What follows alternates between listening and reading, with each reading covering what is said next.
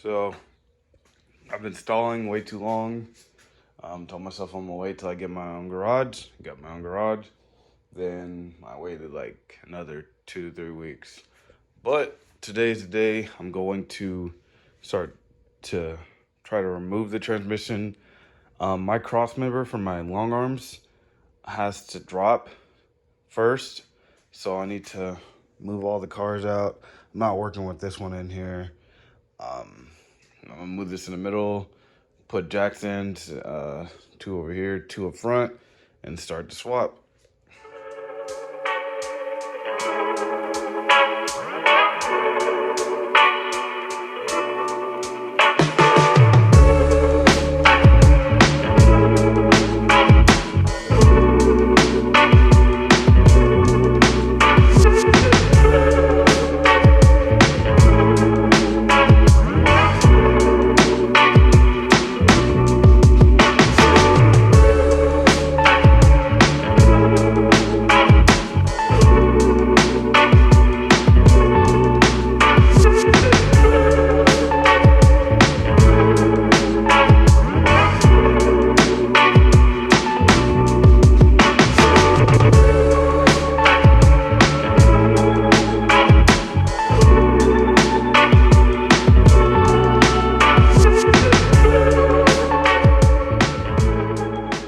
So I turned off the GoPro just because I was getting up and down, didn't want to just constantly going. But so far I got the the transmission skid plate, whatever. Control arms are undone. Drive shaft is out. What's that? Torque converter bolts are out. I'm about to drop the skid plate. I mean, not skid plate, the cross member. Do the front drive shaft. Yeah, it's coming along good. Got some YouTube going in the background. Yeah, might raise up the garage. Not enough light in here, but going good so far. All right, been working on the Jeep, trying to pull the transmission, and it was way easier than I thought. So I didn't really want to put the GoPro up under there because it was a lot of moving around. I didn't want to knock it over. But to sum it up, this will be on your flywheel. Once you take the starter off and the skid plate that reveals it, use a flathead to rotate the flywheel. Then you can take each 4 of those bolts off. And then to get to these 2 top bolts, right here, what I did is I put a jack stand underneath the transfer case and I lowered it down as much as I could. I did pop the hood to make sure the fan wasn't in the shroud. Yeah, my engine still tilted a little back, but yeah, I just checked that. And I was able to access these 2 top ones really easy. The wiring was easy, straightforward to pull off. Once the transmission was angled down, I put the transmission jack underneath the transmission, and I was able to get these transfer case bolts out easy. So for my first transmission pull, this is a piece of cake. I thought it was gonna be harder. It's just a little time consuming, but then again, I did go inside and eat, use the bathroom, relax for a little bit in between me working. So this was really easy. Now I'm about to get up underneath there, see what I need to do to put this bad boy in. I still think, well, I know I need to go in here and pull my center console off. I got trash on there. But yeah, pull the center console off, pull the auto shifter off. I think I gotta cut a hole, but for the most part, yeah. First time doing this, piece of cake. All right, so this is the manual dust cover. I already put it on. You just align it with the little pilot holes right here. And what I'm doing now is the pilot bearing. Since this was an auto, it didn't have one in there at all. So this hole was big. You need to put this bigger piece in, and then you're able to put the smaller piece in. And then after that, I'm gonna be putting the flywheel on and then the clutch.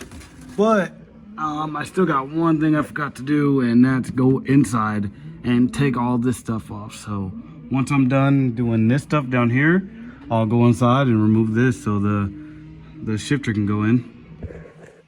So I know my carpet's messy. I'm actually gonna swap this out for black carpet or paint it. But anyways, got the center console pulled up, left all my wires for lights, left those in there.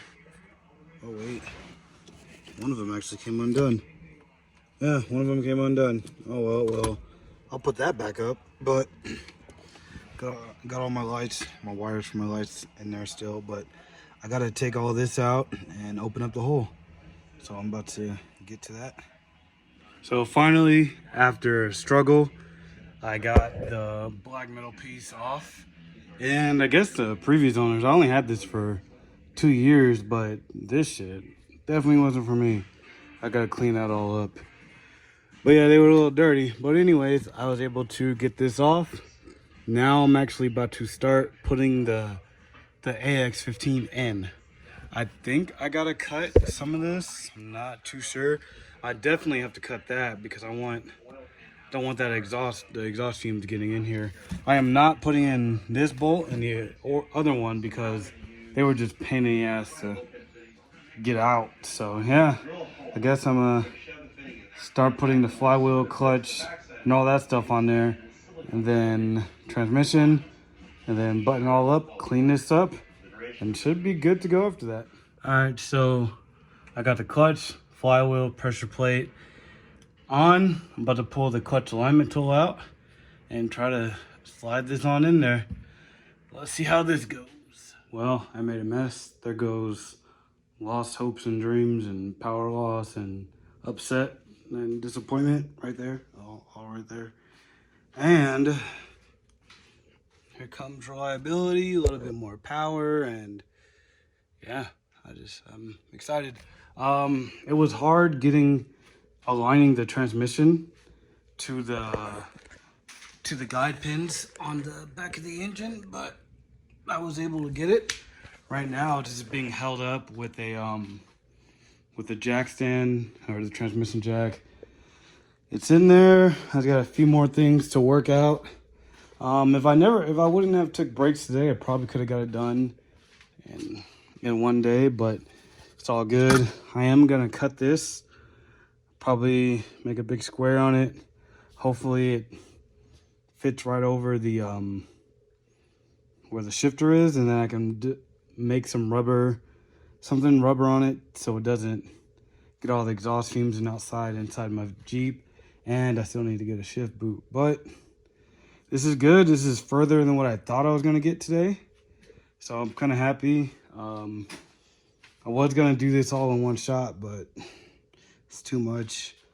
And then I know you guys heard in my video how loud this thing is. I'm gonna be quieting it down. I'm gonna try to get the quietest muffler I can find.